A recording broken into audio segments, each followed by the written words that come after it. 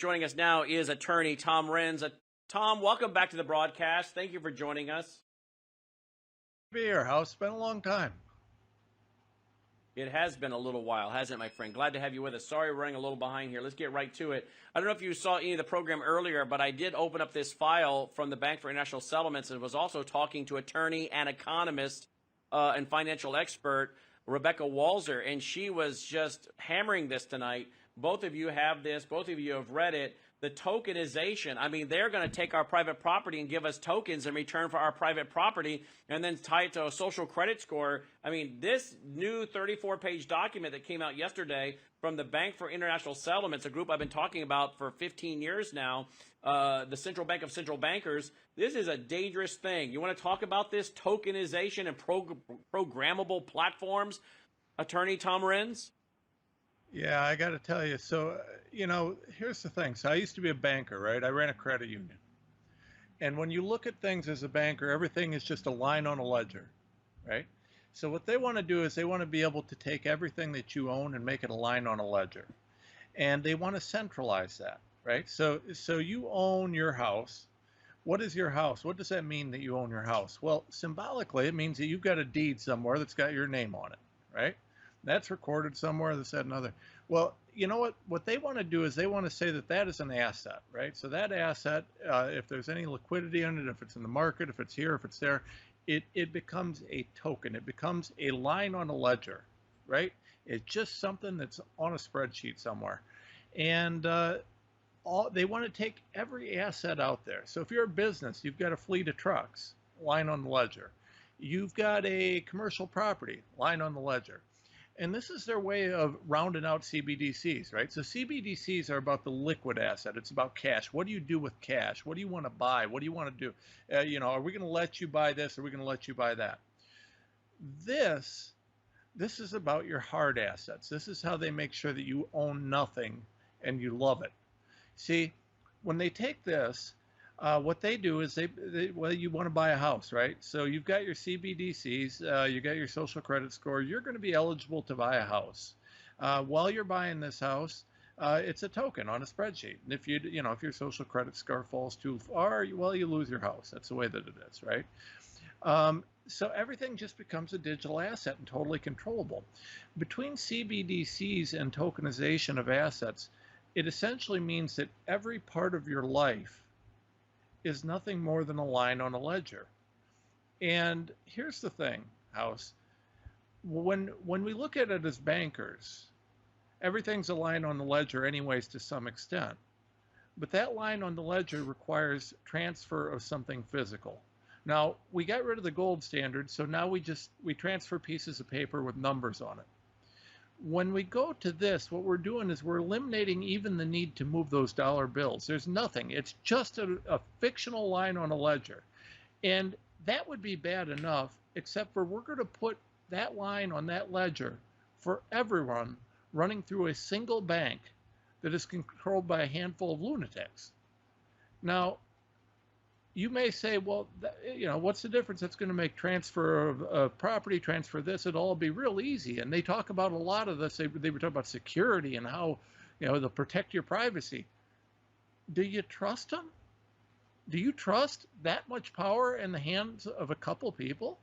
People who have talked about the Green New Deal, but they want to eliminate car ownership, they want to eliminate private property, they want to eliminate this, they want to eliminate that. I mean, these guys are going to try and take control of our property, of our financial systems, of our economic systems, and then they're going to tell us how to live. And thgoing to do it. There's some really neat legal loopholes that they intend to work on to kind of get this pushed through. But, I'm going to tell you, House, this is scary stuff because from a lawyer's perspective, this is wildly unconstitutional. But there's enough legal holes and loopholes and enough room that, with the wrong activist court, they might actually allow it. And, do we trust the courts to do the right thing at this point? And frankly, I don't. No, I absolutely don't. Now I want to flesh this out a little bit. So what if you have so you're saying, and I kind of proposed this to Rebecca earlier, I said, so if you have your house paid for and in return you get a deed. So they're going to take that deed. This is what I was surmising. And it sounds like I was right. They're going to take that deed and then they're going to turn that deed into tokenization, and they're going to store that tokenization somewhere. The value of your house, 250, 350, whatever your house is.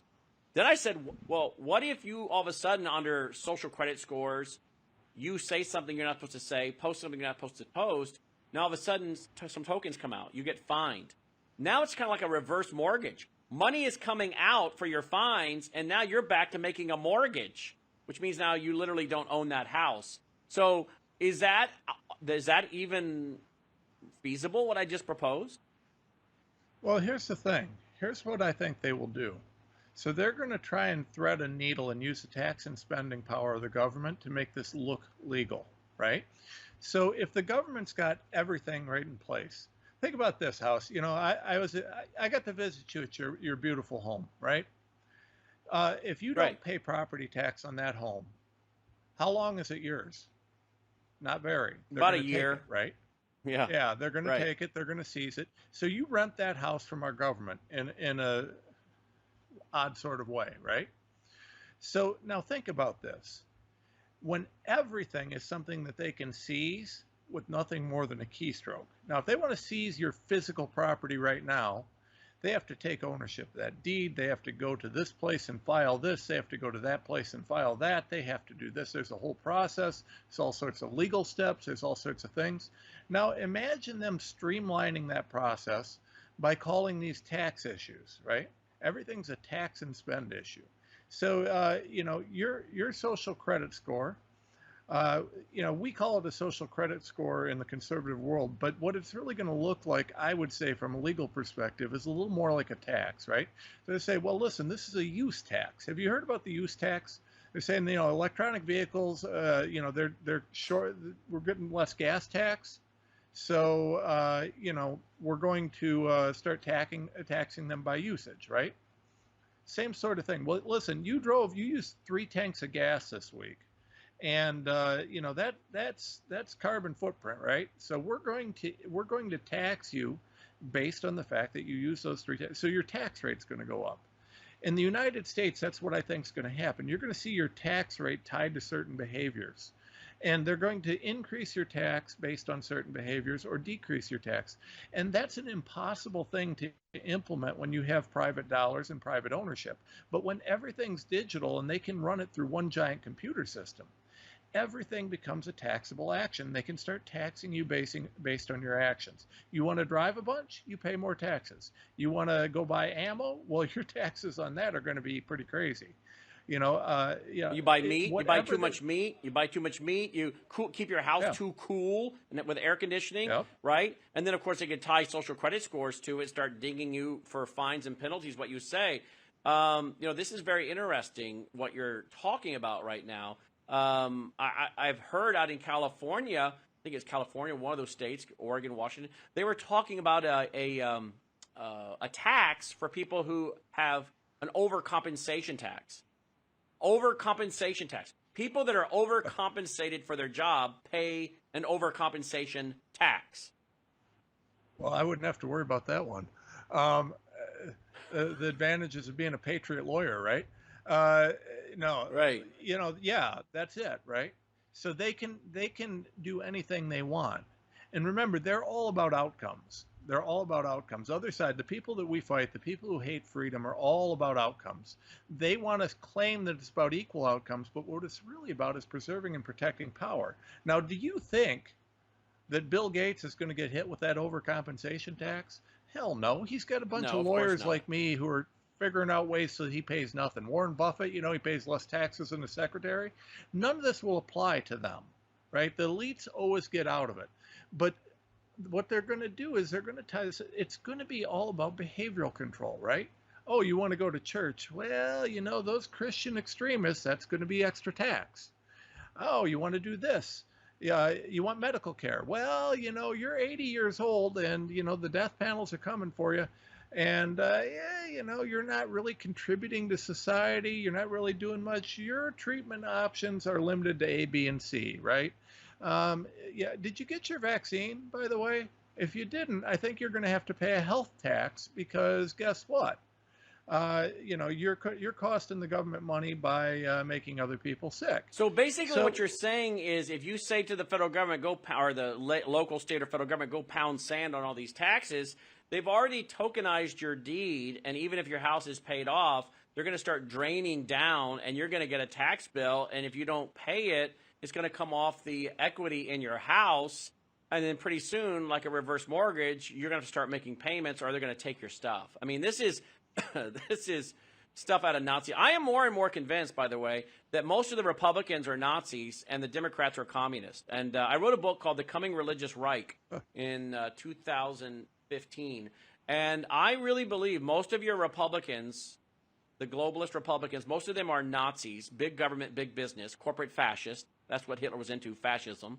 Corporate fascism. Yep. And I think you got the Rockefeller Republicans, the George H. Bush's daddy, Prescott Bush, working with the Nazis. You wonder, you got all these Republicans working with the Nazis. Why? They were into eugenics, apparently. They were into a population control. They were into these things, right? Anti-Semitism, globalism.